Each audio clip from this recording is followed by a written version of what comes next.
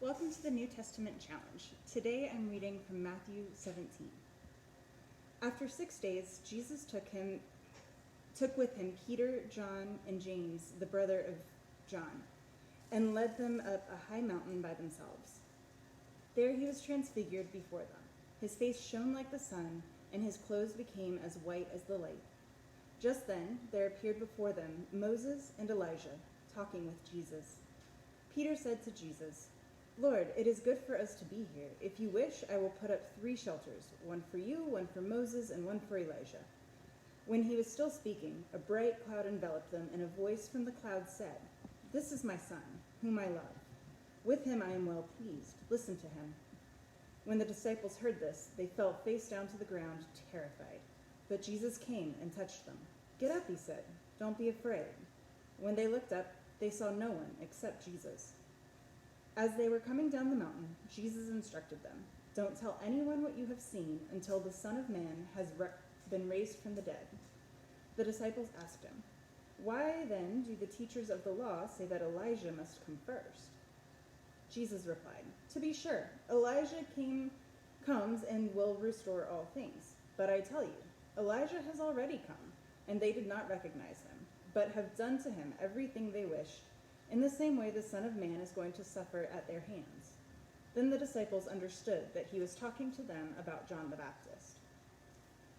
When they came to the crowd, a man approached Jesus and knelt before him.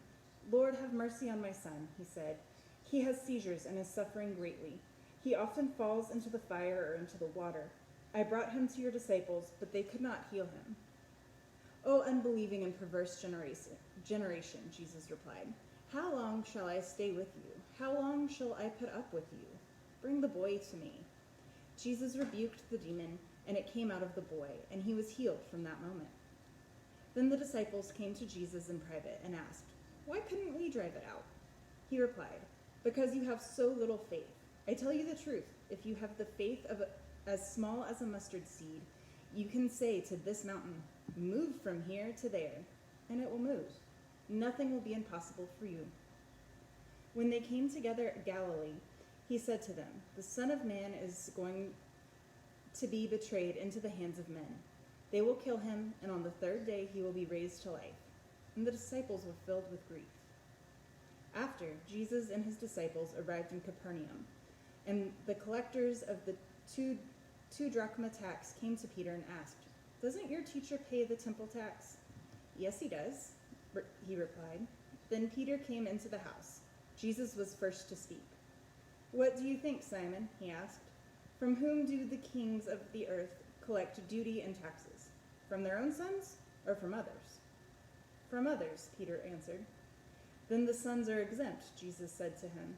"But so that we may not offend them, go to the lake and throw out your line. Take the first fish you catch, open its mouth, and you will find a 4 drachma coin. Take it and give it to them for my tax and yours." This is the word of God for the people of God. Thanks be to God.